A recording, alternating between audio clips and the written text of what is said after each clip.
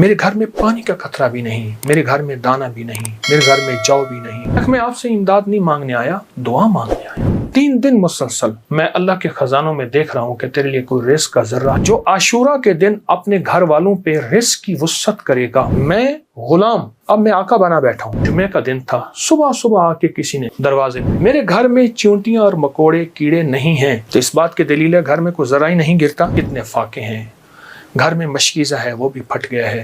خواجہ حسن بصری رحمۃ اللہ علیہ کے پاس ایک شخص آیا، میں بصرہ میں ان کے پاس حاضری میری ہوئی۔ ایک شخص حاضر ہوا تو عرض کرنے لگا، شیخ گھر میں فقر اور فاقہ ہے، لیکن اس نے جو پہلے لفظ کہے تھے وہ لفظ کچھ اور تھے کہ شیخ میرے گھر میں چیونٹیاں اور مکوڑے کیڑے نہیں ہیں، تو اس بات کی دلیل ہے گھر میں کوئی ذرہ ہی نہیں گرتا، اتنا فاقہ ہے، مکوڑے ذرے میرے گھر میں نہیں ہیں، میرے لیے کچھ کیجیے، میرے لیے کچھ کیجیے۔ تو سرکار کا فرمان ہے کہ اچھا ایسا ہے کہ کل آنا۔ وہ کل آیا، اس نے اپنی ذبح العالی کی داستان اس سے بدتر سنائی۔ کتنے فاقے ہیں، گھر میں مشکیزہ ہے وہ بھی پھٹ گیا ہے، اس کو پیمند لگا کے تھک گیا ہوں، مشکیزے میں پانی نہیں رہتا، میرے گھر میں پانی کا قطرہ بھی نہیں، میرے گھر میں دانا بھی نہیں، میرے گھر میں جو بھی نہیں، میرے گھر میں کوئی پنیر بھی نہیں، میرے گھر میں کوئی زیتون نہیں، میرے گھر میں کچھ بھی نہیں ہے، فاقوں سے ہیں۔ اور پھر ایک بات عرض کی اس سائل نے، شیخ میں آپ سے امداد نہیں مانگنے آیا، دعا مانگنے آیا۔ امداد مانگنے نہیں آیا، دعا مانگنے آیا، میرے دعا فرما دے اور مجھے کوئی دعا بتا دے۔ شیخ نے سر جھکایا، فرمایا کل آنا۔ اس نے مایوسی کی حالت میں شیخ کے چہرے پہ نظر کی، لیکن اللہ کے ولی تھے، اسے بھروسہ اور اعتماد تھا۔ اور یاد رکھیے گا، جس کو ملا ہے اعتماد میں ملا ہے، اور جس کو ملا ہے بھروسے پہ ملا ہے، بھروسے میں ملا۔ اگلی دفعہ آیا، اگلے دن آیا تو خاموش بیٹھ گیا، نہیں بولا اور خاموش بیٹھا رہا۔ حضرت نے اس کے کندھے سے پکڑ کے اسے اپنی طرف متوجہ فرمایا مجھے تیری درد، تیری تنگ دستی، تیری ذبح حالی کا احساس ہے، لیکن میں کیا کروں؟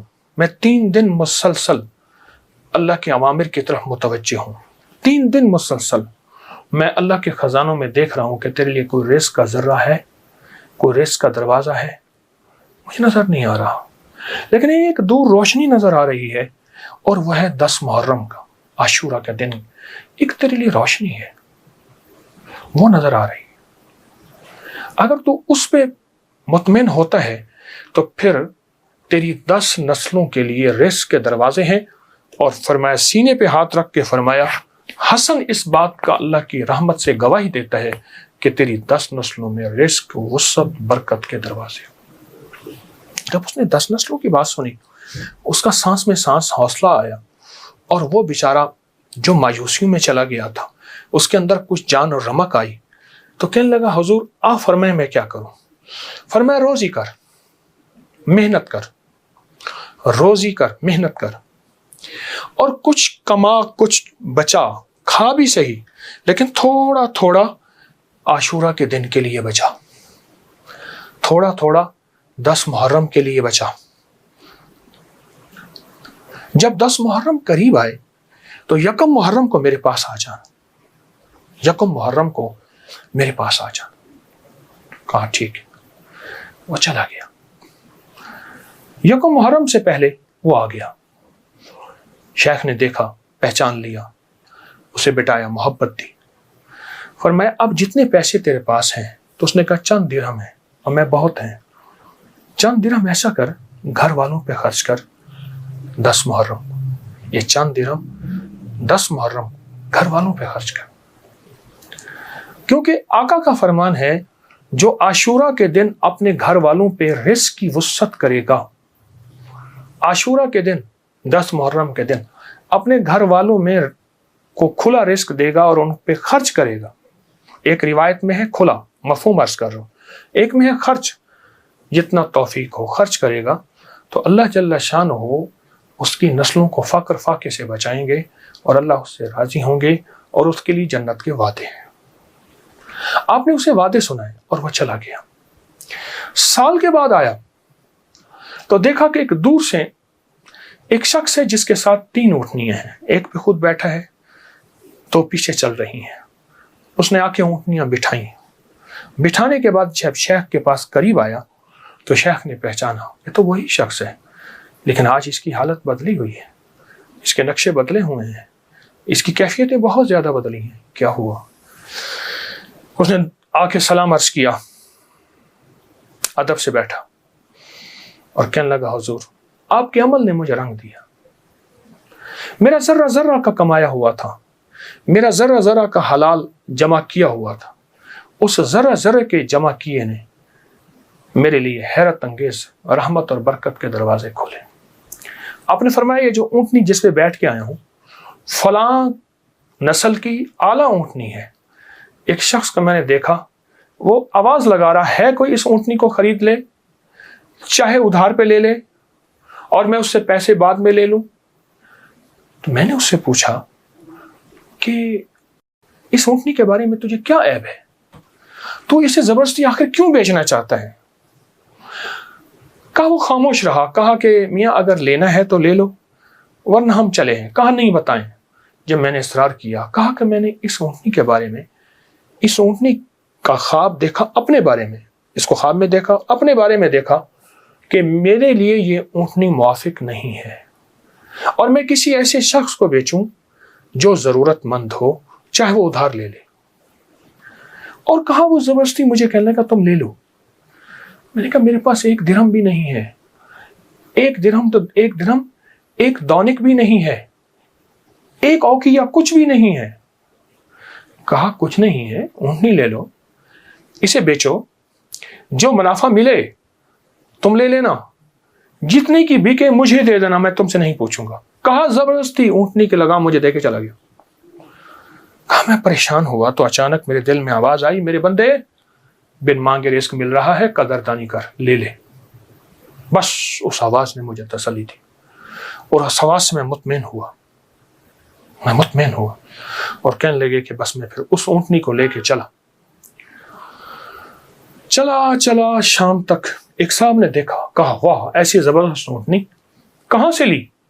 میں نے کہا بیچنی ہے، واقعی بیچنی ہے، یہ تو بہت اعلیٰ نسل کی ہے، یہ لوگ تلاش کرتے ہیں، یہ تم کتنے کی لو گے؟ کہا تم قیمت لگاؤ، تم کتنے کی لو گے؟ کہا کہ اس نے 500 درہم کہا۔ میں نے کہا نہیں میں 800 سے کم نہیں دوں گا۔ کہا اپنی زبان پہ پکے رہو گے؟ کہا پکا ہوں۔ کہا چلو میرے ساتھ، میں تمہیں 800 درہم دیتا ہوں۔ کہا کہ میری لگام نہیں پکڑی جا رہی تھی، میرا ہاتھ کانپ رہا تھا۔ اس نے میرے ہاتھ کانپتے دیکھ کے کہا کیا ہوا، تکلیف ہو رہی ہے، کوئی لرزہ ہو گیا؟ میں کیا اظہار کروں، میں تو 1 درہم کو ترستا تھا اور 800 درہم۔ کہا اس نے میرے ہاتھ سے لگام لے لی اور مجھے خود اونٹنی بٹھا لیا اور پیدل جا رہا۔ اب میرا نقشہ عجب بڑھ گیا، عجیب ہو گیا، میں غلام اب میں آقا بنا بیٹھا ہوں اور مجھے اونٹنی پہ لے جا رہا ہے۔ گھر گیا، اس نے مجھے اچھا کھانا کھلایا، بڑی عزت دی، اونٹنی کو کھانا دیا اور مجھے 800 درہم کی تھیلی پکڑا دی۔ کہا میں پریشان اس کو لے کے کیسے جاؤں؟ وہ میری پریشانی بھانپ گیا۔ کہا آپ کہاں کے رہنے والے ہیں؟ کہا کہ میں فلاں بصرہ کی، فلاں گاؤں، فلاں بستی، فلاں جگہ کا رہنے والا ہوں۔ کہا میں پہنچاؤں گا۔ اس نے اونٹنی پہ مجھے پھر بٹھایا، خود ساتھ بیٹھا اور مجھے آگے بٹھایا، خود پیچھے بیٹھا، حالانکہ اس وقت وہ مالک تھا، میں مالک نہیں تھا۔ مجھے 800 درہم دے چکا تھا اور مجھے گھر پہنچایا۔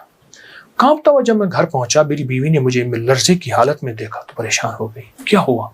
میں نے اسے کانپتی زبان اور ہانپتے دل، دھڑکتے دل اور ہاتھوں کی لغزش کے ساتھ یہ سارا واقعہ سنایا۔ کہا اس نے 800 درہم کی دیکھا نا تو ایک دم پریشان ہو گئی۔ میں نے کہا کہیں یہ مر نہ جائے، مجھے خطرہ ہوا۔ اب کہا کہ اس میں سے ہم نے 1 درہم نکالا، کبھی تھیلی کو دیکھتے ہیں، ساری رات نیند نہ آئی اور اس 1 درہم نکال کے ہم نے گھر کا خرچ لیا۔ وہ پہلا دن تھا جب ہم پیٹ بھر کے کھانا کھا کے اور اچھا کھا کے رات کو سوئے۔ اب میرے اندر پریشانی اور بے چینی تھی۔ وہ بے چینی یہ تھی جس کی اونٹنی تھی اس کو میں پیسے دوں، کہاں سے ڈھونڈوں؟ وہ تو دے کے چلا گیا۔ اب میں نے جا کے اللہ سے مانگنا شروع کر دی، جنگل میں روتا تھا، 7 دن مسلسل میں روتا رہا اور گھر آ جاتا تھا، کھانا ساتھ لے جاتا تھا اور پھر روتا تھا، اللہ میرا دین ہے مجھے مالک سے ملوا، میرا دین ہے مجھے مالک سے ملوا۔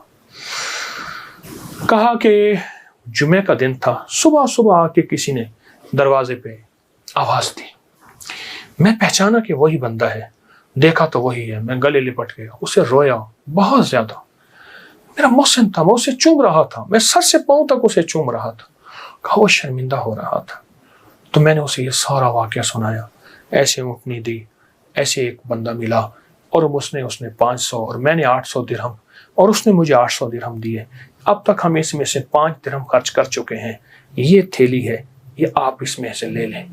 کہا اس نے اس میں سے 250 درہم لیے، کہا یہ میری اونٹنی اصل میں 250 درہم کی تھی، باقی تیرے ہیں۔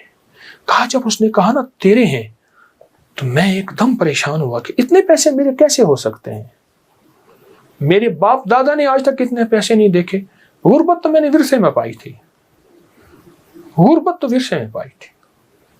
تو کہا کہ پھر میں نے وہ تھیلی لی، اور پھر میں نے اس سے کاروبار شروع کیا، اور اس سے اونٹوں کا کاروبار ہی کیا، اور کہا کہ اب عالم یہ ہے کہ میرے پاس اونٹوں کا ایک قافلہ ہے، ایک ریوڑ ہے، اور بہت اچھی نسل کے ہیں، میں 3 اونٹنیاں لایا ہوں، ان تینوں کے پیچھے ہدایے ہیں جو میں آپ کی خدمت میں پیش کرنا چاہتا ہوں۔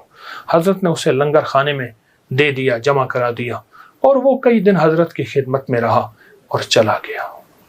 میرے آقا کا فرمان، اس سارے واقعے کا نچوڑ، میرے آقا کا فرمان سرور کونین صلی اللہ تعالی علیہ وسلم، جو عاشورہ کا دن اپنے گھر والوں پہ دل کھول کر خرچ کرے، رزق حلال میں سے، طیب طاہر میں سے، رزق حلال میں سے، طیب طاہر میں سے خرچ کرے، اس کی زندگی میں کامیابیاں اور اسی طرح آتی ہیں۔